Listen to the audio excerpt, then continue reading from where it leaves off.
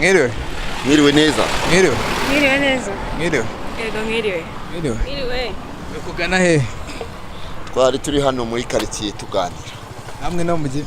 Yego ariko nyine turimo kugana kuri GBC Limited. Niyo mujye. Yego nanjye nari ngiye kuri office hariya yego kuri GBC Limited. Niyo mujye. Tugiye kuri GPS hari utwangombwa tw'amakarita twacu duhari tugiye kureba. None mwese ko muri guhuriza kuri GBS, iyo GBS ni iki? GPS ni company yaje gufasha abanyarwanda kugira ngo babashe kuba bahaha ikintu runaka badafitiye ubushobozi, mbega nyine sinzi. Nawe ni ugiye? Yego. Company atubwiye ko ari iyo GBS niyo yawe? Yego nanjye niyo yanje. Ni ubundi ni gabanyirizwa company limited, ni company igufasha kubona service zose wifuza ukazibona mu buryo bwihuse kandi nyine ni kuma discount, ni ukugabanyirizwa kuri buri gicuruzwa icyo ari cyo cyose ushaka uragabanyirizwa. Yego. Nawe ni company atubwiye niyo ugiyemo? Yego niyo ngiye. Namwe niho mugiye? Nge narimpiye nabo bambwiye ibya company limited. Ngenda ngira ngo nisobanukirwe.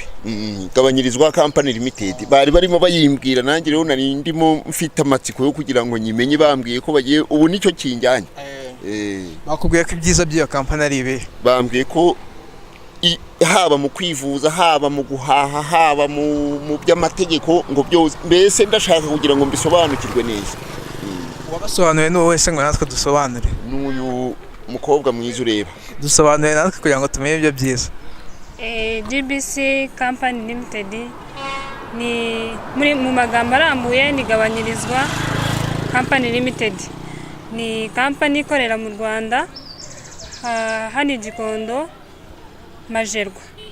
Ni company igabanyiriza yaje korohereza abanyarwanda haba mu kwiga, haba abafite ibinyabiziga, haba mu guhaha. Muri make ni company ifasha abanyarwanda mu bintu byinshi.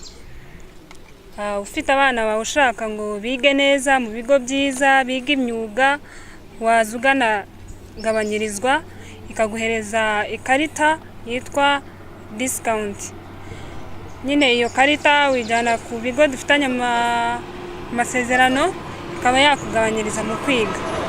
Ikindi ku bantu bafite ibinyabiziga waza ukandikisha ikinyabiziga cyawe ukazajya unywa kuri essence ku giciro gitoya. Waba ushaka no kugura nyine ikinyabiziga nacyo ukakigura ku giciro gitoya. Waba ushaka n'ama spare parts nayo aba hari ku giciro gitoya. Ikindi ku bantu nyine bakeneye ubwishingizi, gabanyirizwa ifite ubwishingizi ihereza abanyarwanda, ndetse si n'abanyarwanda gusa, nyine ku bantu bose baturiye u Rwanda waza yigana nta kibazo yamufasha. Reka mugenzi wawe akunganire atubwire ibindi kuri iyo company ya. Yego ubundi gabanyirizwa Company Limited ntago nyine ari company y'abanyarwanda gusa. Ni company, ni ukuvuga ngo ni company ya buri muntu wese ugomba kwisangamo aho waba uri hose, aho waba waravuye ahari hose. Yego cyane rwose, n'abanyamahanga benshi cyane. Nyine ni ukuvuga ngo service iyo ari yose ushaka.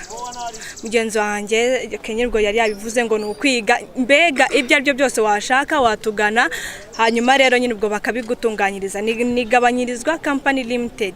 Yego. Nawe gira icyo wongeraho kindi? Ngewe akarusho navuga kuri GPS nuko ifitiye agashya abanyarwanda, cyane cyane abamotari, ikabashakira abavoka babakurikirana igihe bagize ikibazo mu muhanda, mbega ubuzima bwabo bukaba bwiza, ibintu byo kurenganwa ntibyongere kuba muri uru Rwanda. Ikindi navuga ku ikarita nuko iyo karita iyo ubashije kuba uyifite nta kintu wongera kwifuza. Wivuza mu bigo bya prive bigukurikirana neza uko ubyifuza, bigatanga serivisi nziza. Buri kimwe cyose tugikorana n'ibigo bya prive.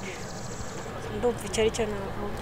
None mu bantu wenda muzi cyangwa se namwe ubwanyu, nta muntu ushaka kuduha ubuhamya bwaho wenda yaba yarakoresheje ayo makarita yo kwivuza mwatubwiye n'andi makarita, ukatubwira nyine ikintu cyiza yaba yaramugejejeho kugira ngo n'abantu badukurikiye uba ufite ikibazo nk'icyo ngicyo ashoboye kuba yavuga ati gabanyirizwa kampani limited ishobora kunyamurira ikibazo. Yenda ngiye nagufasha kuba nakubwira ahantu nkoresha ikarita yo kwivuza kubera yuko ngiye nivuza kwa Gatsinga ubundi, ariko hari nababwira yuko atanga serivisi nziza, si ukuvuga ngo ni kwa Gatsinga gusa, hari n'ayandi mavuriro dukorana nayo, ariko cyane ngiye mbabwiye urugero rw'aho nivuriza kwa Gatsinga nkoresheje ikarita yagabanyirizwa kandi imvuza neza n'umuryango wanjye nta kibazo. Nta wundi ushobora kugira icyo tubwira yaba yakoresheje ikarita? Ego nyine ubwo ngubwo nanjye icyo navuga, muri kubona nyine mfite machine.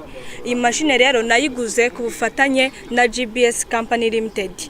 Naragiye bampereza agakarite ko guhaha, ndagenda njya kugura ino machine laptop ku ma discount. Ego ku bijyanye wenda na ya karita mwatubwiye y'ibinyabiziga, ntawe ufite wenda ubuhamya yaduha ku buryo udukurikiye wenda afite imodoka iye ashobora kuvuga ati nanjye GBS ishobora kumfasha? Njyewe nababwiye ko aba bakobwa beza bankanguriye iby'iyo GBS company, ubu nge ndagiye ariko ndaza nyiguze, kuko icyo nzi cyo nuko ejo bundi nk'ubu hari moto ebyiri mfite mu muhanda, icyo kibazo ntago twari tukizi, ariko nge nkurikije uko babisobanuye n'ubu ngubu babisobanuye, nzi ko ndatahanye kuko nta kibazo nakongera kugira, kandi hari company yaje kutworohereza. Okay, murakoze.